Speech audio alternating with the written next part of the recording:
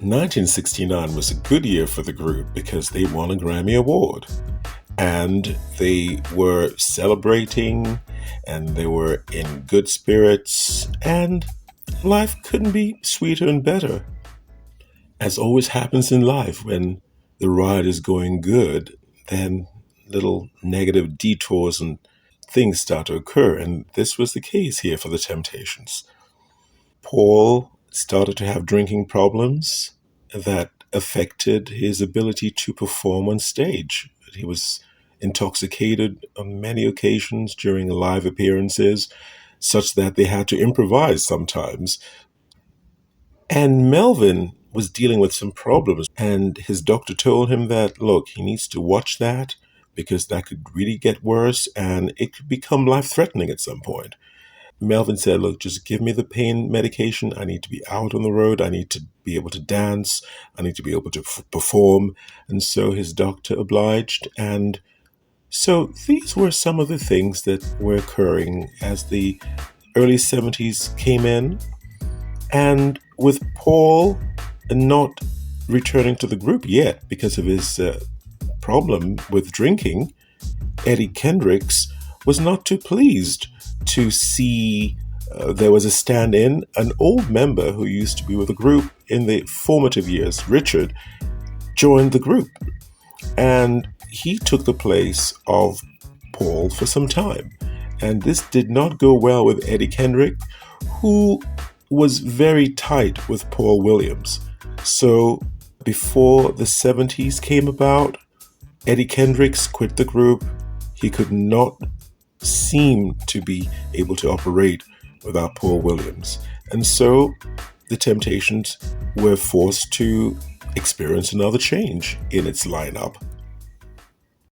Still at Motown Records, by 1972, the Temptations recorded a song, Papa Was a Rolling Stone, which became one of their other big songs, including My Girl. And they continued to tour, they continued to release records, and away from the Temptations, Paul, who had been away from the group for several years now, he took himself out. He couldn't deal with the rigors of life, his family life, his drinking problem, and that was a very sad time for for Otis especially, and the rest of the Temptations. Because it was sad to see how things had looked very promising at first and then degenerated to such an extent that Paul had to feel that he had to take himself out. By 1977, the songs were drying up in terms of becoming hits.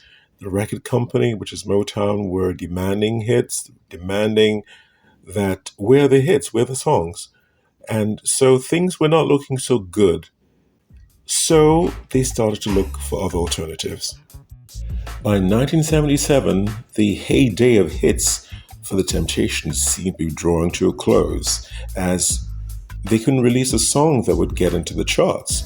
And still at Motown Records, things were beginning to look tense and beginning to look like things were coming to an end at Motown Records. They were still with the manager, Mr. Shelley, and who thought, let me see what I can do here. Let me fix things.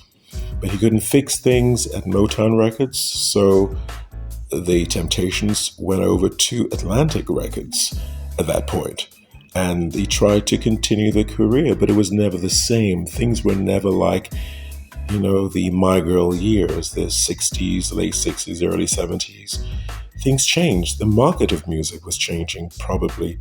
That led to this. You had different genres of music that were coming up, and the kind of music that the Temptations were making was no longer the prime form of music that was out there in the music market.